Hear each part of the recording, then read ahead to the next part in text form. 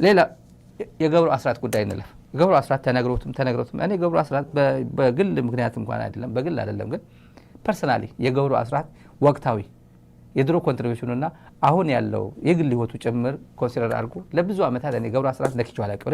ረጅም ጊዜ ብዙ ነገር ኮሜንት መደረግ ያለበት ብዙ ነገሮች አሉ። ስህተቶቹን ጭምር እያወቅ ነው አንብበንም አይተንም ሰምተንም በማንበብ በመስማት ህይወታችን ጭምር ፕራክቲስ አድርገን ያየረው ጊዜ እሱ ያስተዳደረበት ጊዜ ስለምናውቀው በከፊሉ ስለምናውቀው ብዙ መናገር ይቻል ነበር። እሱ የለውበትም። የኔ አስተዳደር እኮ የዝም ብሎ ለየት ያለ አገር ሲያስተዳድር እንደነበር አድርጎ ነው የሚያስበው። የትግራይ የገብሩ አስራት ትግራይ ምን ሪፖርተር ጋዜጣ የማይነበብበት ክልል ነበር ትግራይ። እኔም ማውቀው ታሪክ ነው። የኢትዮጵያ አየር መንገድ ተሳፍረን አሉላ አባነጋ ኤርፖርት ስናርፍ መቀለ ኩሓ ሪፖርተር አዲስ አበባ ተሸክመን ይዤው ሄድኩት። ሪፖርተር ተቀምጫለሁ ኤርፖርት ላይ ምን ታደርጋለህ አምጣ ብሎ የጠላት ነው ተብሎ በገብሩ አስራት ዘመን ነው የምናወራው። አዲስ አበባ ይቻላል እነሱ የሚያስተዳድሩት ኢትዮጵያ ነበር። አዲስ አበባ ዲሞክራቲክ ለመሆን አክት ያደርጋሉ። አዲስ አበባ ያኔ የነበረው ቲፒኤልኤፍ ነው ግን አስተዳዳሪ ስለነበረው ይሄ በልዩ ሁኔታ አስተዳዳሪ ስለነበረው ነው የምንወቅሰው እንጂ ቲፒኤልኤፍ መርህም ሊሆን ይችላል በዛን ሰዓት። ከዛ እንዴ አዲስ አበባ ምሽጥ እኮ ነው ገዝቼው እኮ ነው የጠላት ነው ፖሊስ አስቀርቶብኛል ኤርፖርት ላይ። ልክ 93 መጣና ለየት ያለ ለውጥ መጣ ዲሞክራቲክ ያ የሄደው ቡድን ነው ዲክታተር የነበረ ለማለት ይመስለኛል። አለቃ ጸጋይ ምክትል የነበሩ ሲመጡ ፈታ አረጉት። ፈታ ልክ ሌላ ድርጅት ህወሓት ሳይሆን ሌላ ድርጅት እንደተፈጠረ ለማስመሰል ጭምር አደረጉ። ገብሩ አስራት ማያስታውስ ይሄ ማያውቀው እንዳይመስላችሁ ያውቋል፣ ጥንቅቅ አድርጎ ያውቋል። ይሄ አሁን የፕሬስ ነጻነት አክቲቪስት ለየት ያለ ህይወት ውስጥ እንደነበረች ትግራይ አስመስሎ ይመጣል። አንድ ገብሩ አስራት ደስ የሚለው ቦክስ ከልክሎ ነበር። ደስ የሚለኝ እሱ ቦክስ ከልክሎ ነበርና ጫፍና ቦክስ ከልክሎ ነበር ትግራይ። የቦክስ አድናቂ ስላልሆንኩኝ እሱ ደስ ይለኝ ነበር ቦክስ በመከልከሉ። ሌላ ግን ገብሩ ከትግራይ የኢትዮጵያና የኤርትራ ጦርነት በሚባለው ወራር ወያኔ ምናምን የሚሉት በኤርትራ በኩል አንደኛው የጦርነት ቀስቃሽ ገብሩ ነው። አንደኛው ቀስቃሽ እሱ ነው። በነበሩ ውይይቶች ኢህአዴግም በተለይ ህወሓትም በአግባቡ ኮንቴን ማድረግ የሚገባቸው ብዙ ነገሮች ነበሩት በዛ ሰዓት። በትንሽ በትልቁ ነጭናጫ በትንሽ በትልቁ ብዙ ነገሮች ላይ እንትን ሲያደርግ እርምጃ ያልወሰደ ድንበር አካባቢ ነበር። እነመለስም ሲነገራቸው አሉ ኢህአዴግ ሰዎች እኮ አሉ ጉምቶቹ ያውቁታል። አሁን ሌላ ፖለቲካ ስላለፍ ስለሆኑ ይክዱት ይሆናል እንጂ ያውቁታል። የገብሩ ሮል ምን እንደነበር ያውቃሉ። ስህተቶች ሰርቷል። ጦርነቱ እንደተጀመረም በተጋሩና በኤርትራ በሚያሰበቅ መልኩ አርሶ አደሮችን አሰልፏል። ነውር የሆነ ስራ ሰርቷል። አሁን እስከ ያረጅ ድረስ ስብሓት መለስ ነበር ወሬ በሙሉ። ዛሬ ይዤላችሁ የቀረብኩት አለ መለስ የሻዕቢያ ተላላኪ ነው አይደል የሚባል ድሮ እነሱ የሚሉት ተላላኪ ነው፣ ተንበርካኪ ነው፣ ግማሽ ኤርትራዊ ነው ምናምን ይሉታል። ምንም በቃ ድሮ እንደዚህ አልነበረም። በቲፒኤልኤፍ አካባቢ በነገራችን ላይ ያላየነው በዚህ እድሜ ያላየነው ነገር የለም። እገሌ እኮ አድዋ ነው፣ እገሌ እኮ መቀለ ነው፣ እገሌ እኔ በፍጹም ሰምቼው ማላቅ። አሁን በዚህ 2 ዓመት ነው ያወቅኳቸው። እኔ ከልቤ ነው የምናገረው። አሁን ወደ ወረደ የት እንደሆነ አላቅም ነበር፣ ምንም አላቅም። ራሱ ነው እንደርታ ነኝ ያለው። ራሱ ብራኸሾው ጋር መጥቶ ነው እንደርታ ነኝ። እኔ ሰምቼው አላቅም ስለሰውየው። ከጨርጨር የታገልኩት እኔ ግን ለኢትዮጵያ ለጨርጨር ህዝብ ሳይሆን ለትግራይ ህዝብ የታገልኩት ያለ ጻድቃን ጨርጨር መሆኑ የት እንደሆነ ዛላምበሳ በኋላ ነው የሰማሁት የት እንደሆነ። እኔ ሐየሎም አካባቢ ይመስለኝ ነበር ዝም በራሴ አእምሮ የፈጠርኩት። በኋላ ላይ ያወቅናቸው እነዚህ ማንነታቸው ግልጥልጥ ብሎ የወጣው እንደዚህ ነው። ወደ ቀበሌ ወጡ። ቲፒኤልኤፍ ካልቸር እንደዛ አልነበረ። ከየት ነህ አይባልም። ሁሉም ስታንዳርድ የሆነ ነገር ውስጥ ስታንዳርድ የሆነ ካልቸር ይይዛል። ተመልከቷቸዋል። የኦህዴድ ለምሳሌ አንድ ቀረብ ያለ ነገር የኦህዴድ ባለስልጣናትን ተመልከቷቸው። አክሰንታቸው ተመልከቱ። ኦህዴዶች የአባዱላ አክሰንት፣ የኩማ ደመቅሳ አክሰንት ምናምን ተመልከቱ። የነ ባጫ አክሰንት ልዩነት አለው። አፋን ኦሮሞ የምታውቁ ሰዎች ምስክር ናቸው። የሐረር አክሰንት ይታወቃል የወለጋ አክሰንት ይታወቃል የሸዋ አክሰንት ይታወቃል ሸዋ አማርኛ ኦሮምኛ ይቀላቀል አክሰንት ይታወቃል ኦህዴድ ስታንዳርዳይዝ ያረጉት አርገውታል እንዲሁ ሲመጡ ጀምር ይታወቃሉ በቃ እንትሮች እንደሆኑ የህወሓት ታጋዮችም እንደዛ ናቸው ምንም የሚያውቁት ነገር የለም ታጋይና ታጋይ ብቻ ነው ነገሩ ግልጥልጥ ብሎ የመጡት አሁን ነው መለስ ግማሹ ኤርትራው ስለሆነ ለሻዕቢያ እንትን ያደላ ነበር ይላል ቆፍጣን ያለ ዓለም በሙሉ የሚያውቀው ለኢትዮጵያ ሟች የኢትዮጵያ ጥቅም አስከባሪ ኢትዮጵያ ማንንም እንዳይነካት የተከላከለ ለአይኤምኤፍም ለወርልድ ባንክም ለማንም ጎረቤት ኃይልም ያልተንበረከከ የኢትዮጵያ ክብር ከፍ ያደረገ ሰው ኤርትራዊ ስለሆነ ኤርትራ እኮ ነው ይላል ጎጃሜ ነው ያለው ሰው የለም ይሄ ሰውዬ ያለው ሰው የለም ያባታ አጽም እኮ ከመቀለ እኮ ቆፍረ እኮ ጎጃም ሄደ ቀብረሃል ያለው የለም ማንንም የለም ሚላቸው የለም እነዚህ ማለት ከተባለ ብዙ ነገር ማለት ይቻላል ግን ነውር ያስተባሩ እነዚህ ናቸው በስተርጅናቸው የትግራይን ህዝብ ነውር አስተባሩት አሁን በስተርጅናቸው ሺህ ጊዜ ብትቀየም በመርህ ላይ አትቀየም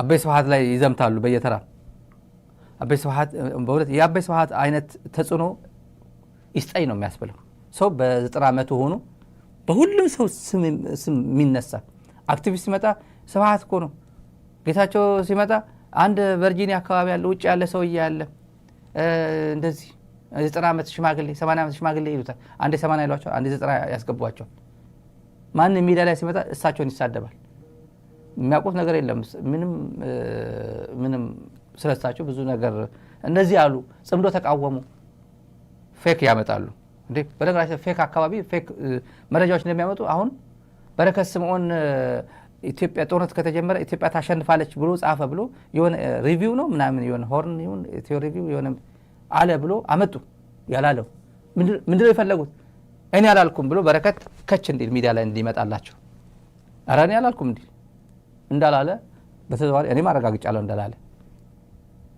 ስብሐት እንደዚህ ነው ስብሐት ተላላኪ ነው ሻዕቢያ የቁርጥ ቀን ሰዋችን ይሉታል የቁርጥ ቀን እና ከኢትዮጵያ ይልቅ ኢትዮጵያና ኤርትራ ከተዋጉ እኔ ኤርትራ ጋር ሆኜ ዋጋለሁ ኢትዮጵያን ዋጋታለሁ ብሎናል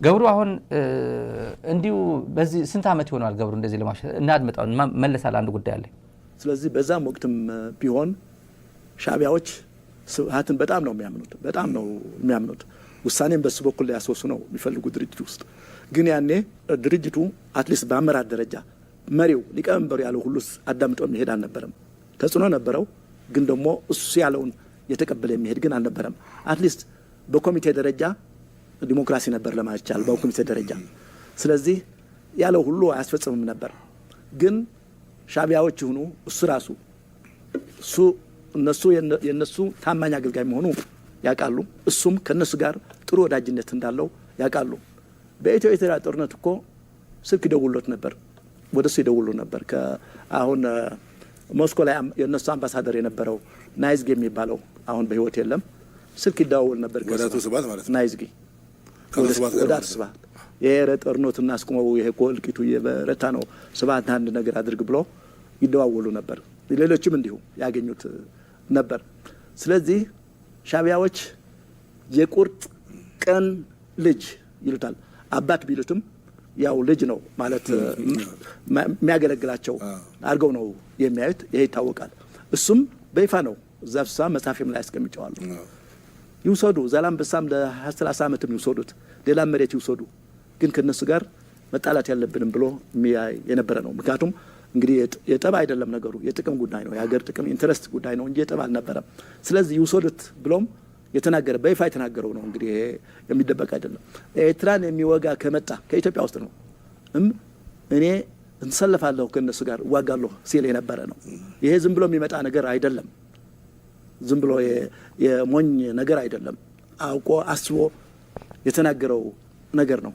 ስለዚህ እኔ ማስበው ይሄ እኮ ያስከሰው ነበር ለሀገር ቢሆን ያስከሰዋል እሱ የሚቆመው ለሀገር እንደዜጋ ለዚህ ጥቅም ለኢትዮጵያ ጥቅም ነው የቆመው ያለው ወይ ስለ ኤርትራ ያስጠይቃቸዋል እንደዚህ የሚል አሁንም ብዙዎቹ ካድሬዎች ኢቭን የፖለቲካ ፓርቲ አባላት በቃ ሻዕቢያ ለሱ እንደሚሞቱ ሊሰለፉ ሊታገሉም እንደሚችሉ እዛ ሄደው ሻዕቢያ ከተጠቃ አሁን ያለው ከኤርትራ ጋር ያለው የጦርነት ድባብ እያዩ እሱን ካጠቃችሁ እኛም ሄደን እንሰለፋለን የሚለው እስከዚያ ድረስ አሽከርነት የለመዱ ሰዎች አሉ።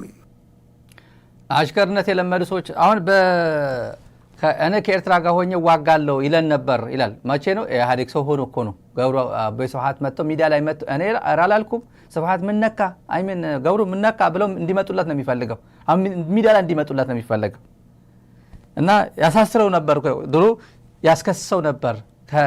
ከእኛ አንዋጋም የፈለገው ይውሰድ ብሎናል። ያስከስሰው ነበር ይላል። አብይ ያስከስህ ነበር ሻዕቢያን አስገብተ የትግራይ 1 ሚሊዮን ስትፈጅ ያስከስስነ ነበር ብሎ ይሄ ስክሪን ላይ የምታዩት የእድሜ ባለጸጋ ይናገራል እንዴ? ኢትዮጵያውያን ያስከሳችሁ ነበር የኢትዮጵያ ጀግናው የኤርትራ ሰራዊት ሲል አበባው ታደሰ ደግሞ አብረን ተቀብረናል አብረን ሞተናል አንድ ላይ ከዚህ በኋላ የሚለየን የለን ሲል ነበር። ኧረ አይባልም ያስከስሳል ብሎ ይሄ ሰው የእድሜ ባለጸጋው አበባውን ይነቅረዋል? አይነቅረውም እኮ ሂስ ያደርገዋል? አያደርገውም። አብይስ ይነግረዋል?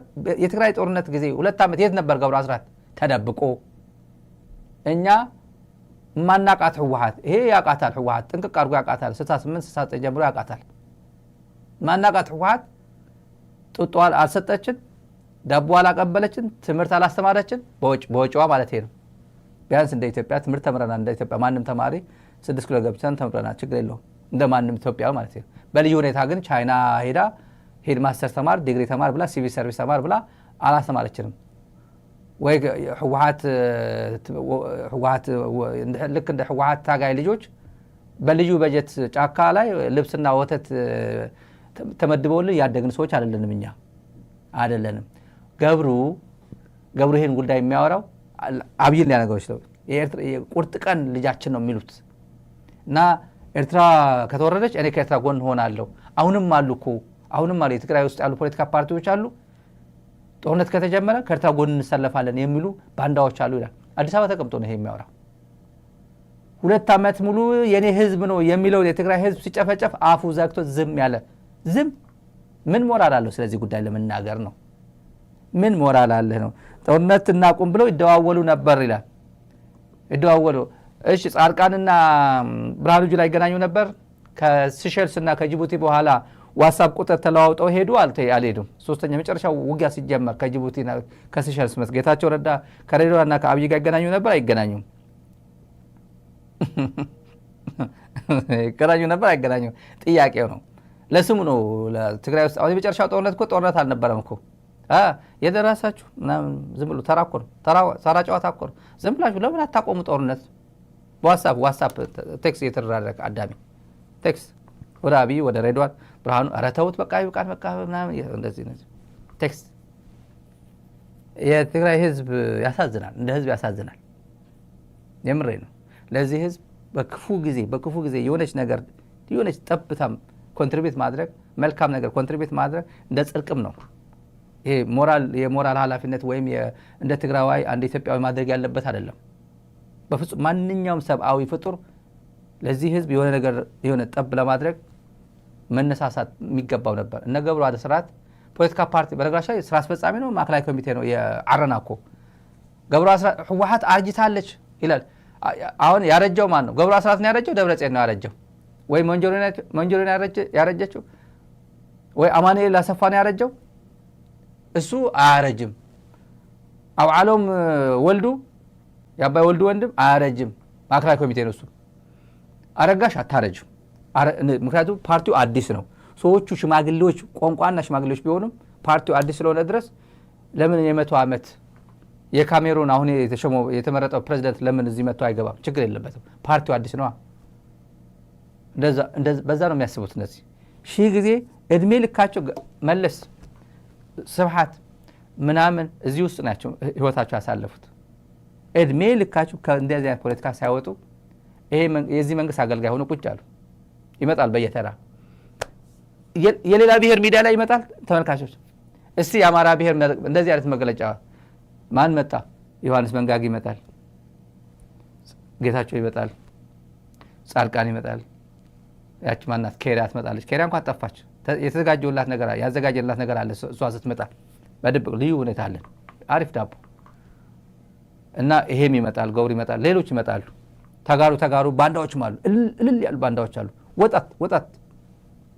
ወጠምሻ ፖለቲካ ፓርቲ ነን እያሉ አዲስ አበባ የትግራይ ህዝብ ሶሻል ሚዲያ ላይ ምናምን የዚህ ፖለቲካ ፓርቲ ጽህፈት ቤት ኃላፊ ፕሬዚደንት ሊቀመንበር የሚሉ ጨዋታ ሲጫወቱ የነበረ አሁን የሄሜቲ ጨፍጫፊ የጃንጃው የሚልሻ ገንዘብ እየተቀበሉ አዲስ አበባ የሚኖሩ አሉ። ይሄን አለን ጊዜ ስላለን ወደዛ እንሄዳለን። ሌላ ጉዳይ ተመልካቾች፣ በሞት አፋፍ ላይ ያሉ ሰውዬ የተባሉት አብይ ነገራቸው ሰውዬው ይታወቃሉ። በሞት አፋፍ ላይ ሆነው ኢትዮጵያን አይክዱም ብለን ነው ያሉ ሰውዬ አሪፍ ቋንቋ ይዘው መጡ። እኚህ ሰው የትግራይ ክልልን አጀንዳ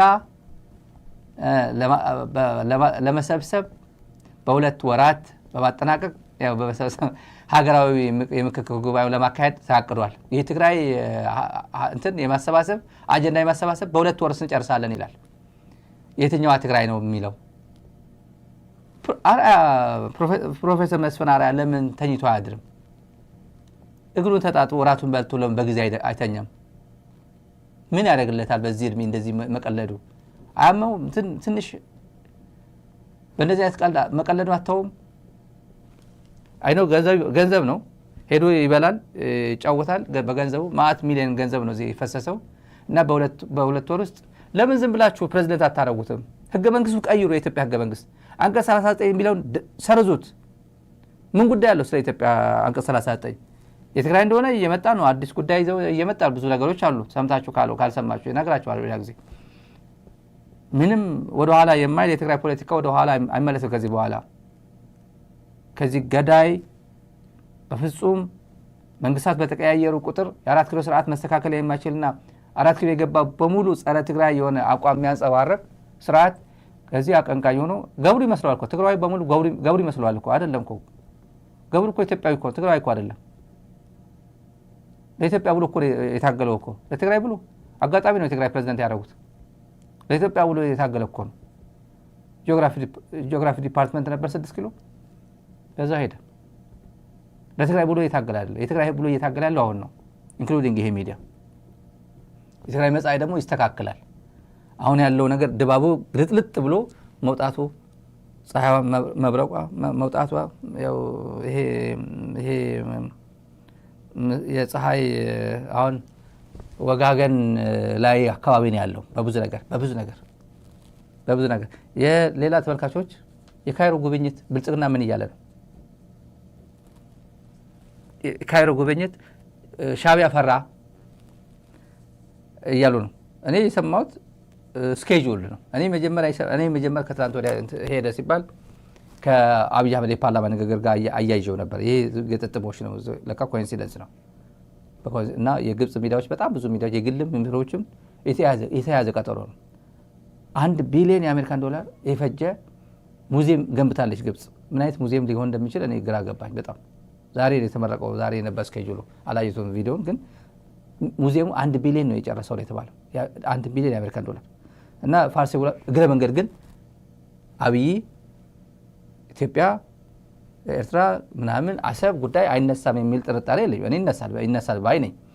ዋና መሄጃቸው ግን ስኬጁል ተደርጎ የነበረ ነው፣ ድንገት አይደለም ማለት። እና ፋርሲ ቡላ ግን ምን ይላሉ? አብይ እኮ በቃ ኤርትራን አስፈራራ እኮ፣ ደንግጦ እኮ ግብፅ ሄደ ይላሉ። ፈራች፣ አብይ አስፈራት። 5 ቀን ጉብኝት ምን ሊሰራ ነው? 5 ቀን ሙሉ እንዲህ 1 ሰዓት 2 ሰዓት አይበቃም ወይ ይላሉ። 1 ሰዓት 2 ሰዓት አብይ አህመድ ወደ ቻይና ሲሄድ ለ2 ቀን ምናምን ብሎ 2 ቀን ይሻላል 1 ቀን ይሻላል ወይ ይበቃል ተብሎ ይላካል እንዴ? አይላክም እኮ አንዳንዴ እኮ ዝም ብሎ ለጉብኝት እኮ ይሄዳል እኮ ዝም ብሎ ጉዳይ የሌለው እኮ። ቴኒስ ሲጫወት ብሎ እኮ አብይ እኮ የሰማነው ከቤተ መንግስት አለ ጉዳይ አለ።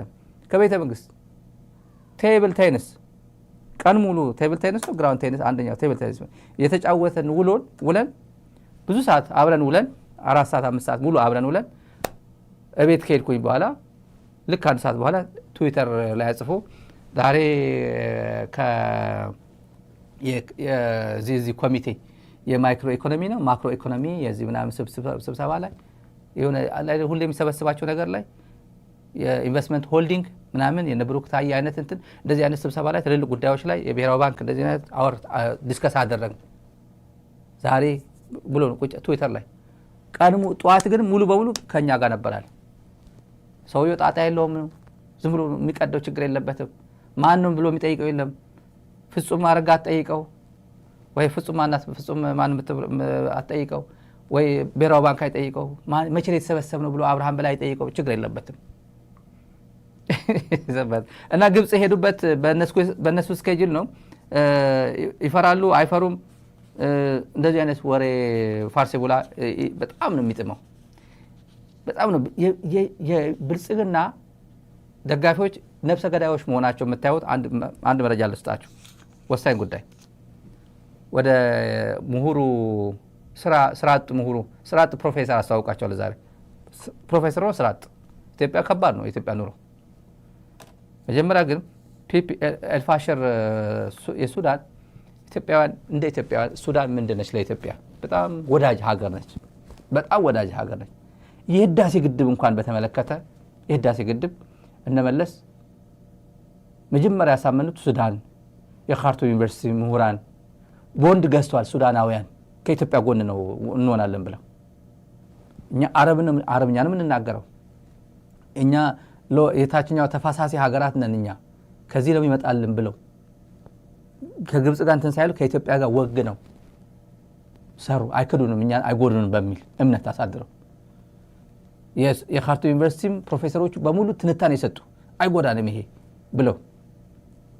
አሁንስ ኤልፋሽር ይሄ አንደኛው ትልቋ ከዳርፉር አንደኛው ከተማ የመጨረሻ የዳርፉር ዋና ትላልቆ የምትባል ከተማ ያጃጃው ሚሊሻ አብይ አህመድ የሚደግፈው ጃንጃው ሚሊሻ ኢትዮጵያ የምትደግፈው ባጭር ቋንቋ ኢትዮጵያ የምትደግፈው ጃንጃዊ የሄሜቲ ጦር በአረብ ኤምሬት በኩል የምትደግፈው የሚደግፈው ጃንጃዊ ጄኖሳይድ እየፈጸመ በእውነት አንዴ እንቅልፋችን ሁላ እስክናጣ ያደረገ ሶሻል ሚዲያ ላይ ያለች አንዲትና ሶስት ልጆቿን በምን ሁኔታ እናትነት ወይ ወላጅ መሆን ወላጅ ብቻ ነው የሚያውቁ ልጆቹን የት አስቀምጣቸው እኔስ ብሰዋ ልጆች ምን ላርጋቸው ብላ አንዱ ብታቅፍ እንደዚህ አይነት ዘግናኝ የሆነ ወንጀል እየሰራ ያለ አረብ ያልሆኑትን በተለይ እየመረጠ አረብ ነን የሚባል አረብ ያልሆኑትን እየመረጠ ጭፍጨፋ የፈጸመ ጄኖሳይድ የፈጸመ ቪዲዮን የለቀቁ ራሳቸው የለቀቁት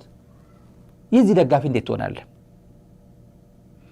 ሆስፒታል ውስጥ ገብተው የተኙ በሽተኞችን በሙሉ በመደዳ ሆስፒታል የተኙትን በሙሉ በመደዳ የሚረሽን ጃንጃዊ ሚሊሻ ምን ምክንያት ሊኖረው ይችላል? ምን አይነት ጀስቲፋይብል ሪዝን ሊኖረው ይችላል? የዚህ መንግስት አሁን የፋርሴ ብላዎች የአብይ አህመድ ደጋፊዎች በሙሉ እየተደሰቱ ነው። ለምን?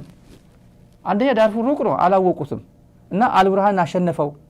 አልብርሃን የብልጽግና ጠላት ነው። ብልጽግናችን እየደገፈ ያለው ሄሜቲን ነው።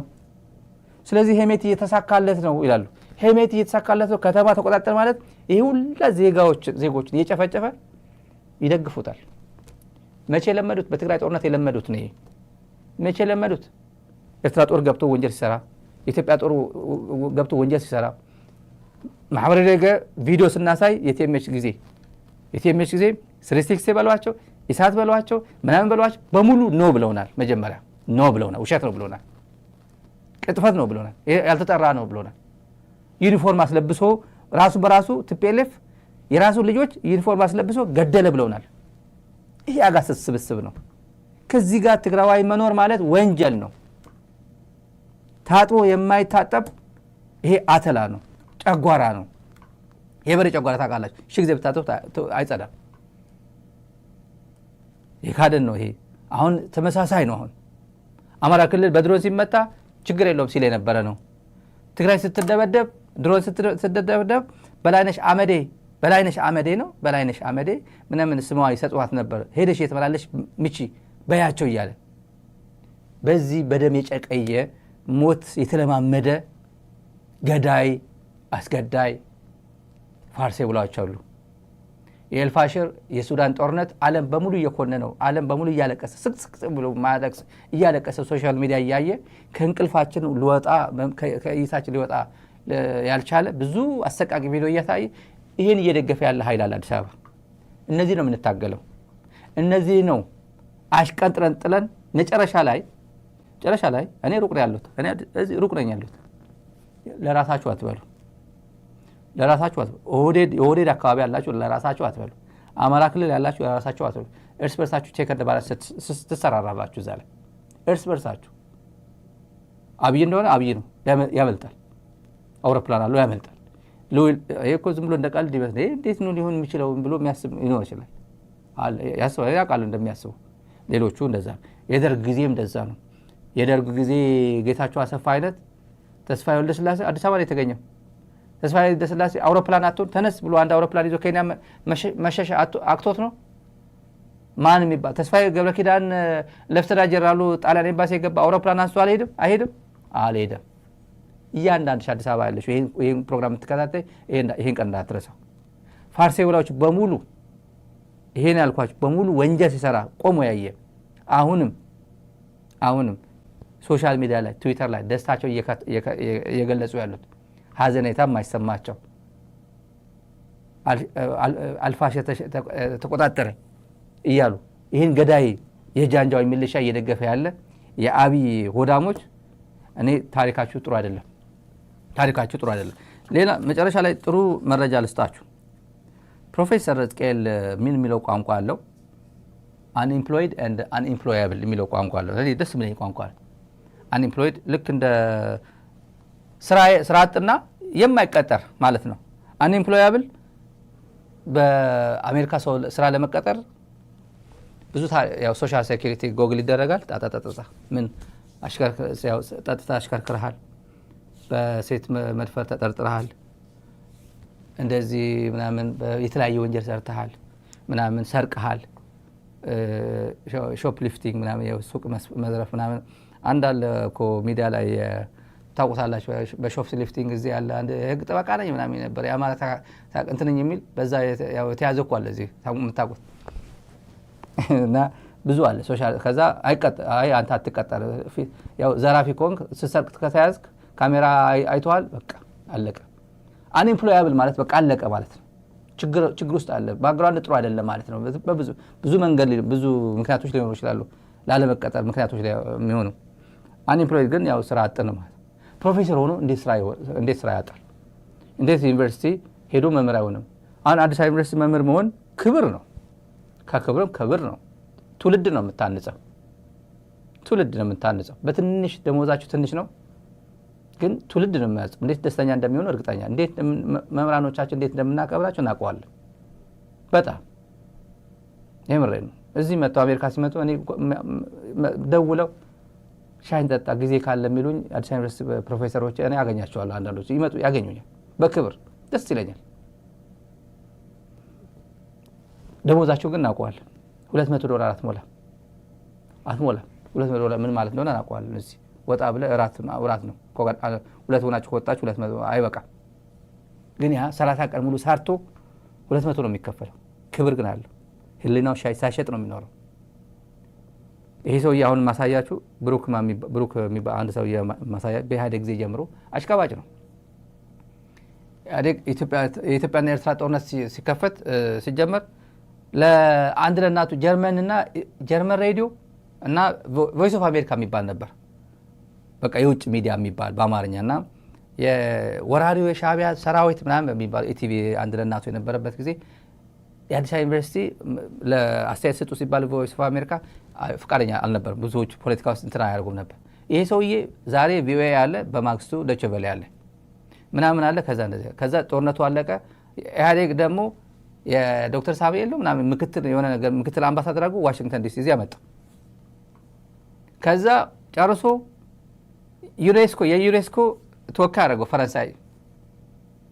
ከዛ ጨረሰና ሀገር ያልመለስም ብሎ አሳይለም ነው ምናምን ብሎ ኖርዝ ካሮላይና ገባ፣ እዚህ አሜሪካ ገባ። አሁን ምን ይላል? ለዲያስፖራ ሲያስተላልፍ ይሄ መንግስት እኮ ጨለማ የነበረ ሀገር እየቀየረ ነው። ሀገሩ ጨለማ ነበር፣ ይሄ መንግስት መብቶ ነው እያበራው ያለው። የብልጭልጭ መንግስት ነው፣ ብልጭልጭ ነው እያላችሁ አትናገሩ፣ በጣም ብዙ ለውጥ አለ ይላል። አጃብ ነው። እናድምጠውና መለሳለሁ። አንድ ጉዳይ አለ። በሚገርም ሁኔታ ትልቅ እንቅስቃሴ ውስጥ ነው ያለችው። እንደሚወራው አይደለም። እመኑኝ ብዬ በግድ እንትን አልልም። ልብን ከፈት አይንን ከፈት አድርጎ ወይ መቼም ሲጀመር መቼም ወደ አይሆንም አንዱን አይን ጨፍን አንዱን አይን ከፍቶ ስለ ኢትዮጵያ በቅን ልቦና እውነት የምንወዳት ከሆነ ኢትዮጵያ ምን እየተካሄደ ነው? ምን እየተደረገ ነው? ምንም ፕሮጀክቶች እየተደረገ ነው? ችግራችንስ ምንድን ነው? ችግር አፈታታችንስ የተፈታውስ ምን ያህል ነው? ኢኮኖሚክ እንቅስቃሴያችን ምን ያህል ነው? ትልቅ ለውጥ ነው ያለው ኢትዮጵያ ውስጥ። ትልቅ መነሳሳት አለ። ህዝቡ ውስጥ ምን ይላል? ትልቅ መነሳሳት አለ። ለምን? ለስራ ወርክ ካልቸራችን እየተለወጠ ነው። ህዝቡ ተነሳስቷል። በቂ ስራ ለሁሉም ላይኖር ይችላል። መንግስት በሚሊዮኖች 10-20 ሚሊዮን በአንድ ሊፈጥር አይችል ይሆናል። ፕራይቬት ሴክተሩ እያደገ ነው። ፕራይቬት ሴክተሩ ራሱን የቻለ ሌበር አብዞርቭ እያደረገ እየቻለ ነው። አርባ ምንጭ በሉት፣ ጅጅጋ በሉት፣ ድሬዳዋ በሉት፣ ሀረር በሉት፣ ኮሪዶር ልማት፣ የገጠር ከተማ፣ አዲስ አበባ ለውጡ እንደው ዝም ብሎ ብልጭልጭ ነው፣ እንዲህ ነው እንዲህ ነው። ጨለማ ድንግዝግዝ ያለ ሀገር የነበረ ነው። አሁን ለምን በራ አይደለም፣ በደንብ ጨለማ የነበረ ሀገር ነው። በቃ በዚህ ነው። ጨለማ ድብዝዝ ያለ ሀገር የነበረ ነው።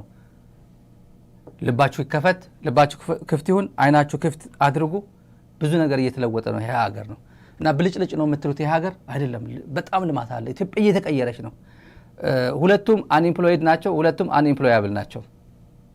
ሁለት አንኢምፕሎይድ፣ ሁለቱም አንኢምፕሎያብል። የአብይ ገረዶች፣ የአብይ ብስብሶች። የኢትዮጵያ ሕዝብ አይ ልማት ላይ ነን፣ እየተሸወርክ ነው፣ አይንን ክፈት፣ ልክ አይንን ግለጥ እንዳለው አብይ አህመድ። አይናችሁ እኮ መግለጥ አልቻላችሁም እኮ። አፍንጫችሁን እኮ በአፍንጫ እኮ የሚሸት እኮ ማሽተት ትችላላችሁ እኮ ብሏል። በአፍንጫ የሚሸትማ ትልልቅ አፍንጫ ያለው ልክ እንደኔ በቀላል ያሸታል። ዝናሽ ግን አታሸትም፣ ትጎዳለች። ትንሽ አፍንጫ ካለው ማሸት ከሆነ ትልቅ አፍንጫ ካለው ማሸት የሚችል ከሆነ ዝንዬ ትጎዳለች። በቁጥር ነው የሚገለጸው። የሀገር ኢኮኖሚ 6%፣ 10% ምናምን ነው የሚገለጸው። እምክ ይላል ምናምን ይላል። አፍንጫ ትልቅ በትልቅ አፍንጫ አሽተት፣ ትንሽ አፍንጫ ካለ አታሸትም የሚባል ኢኮኖሚ ትንታኔ የለም።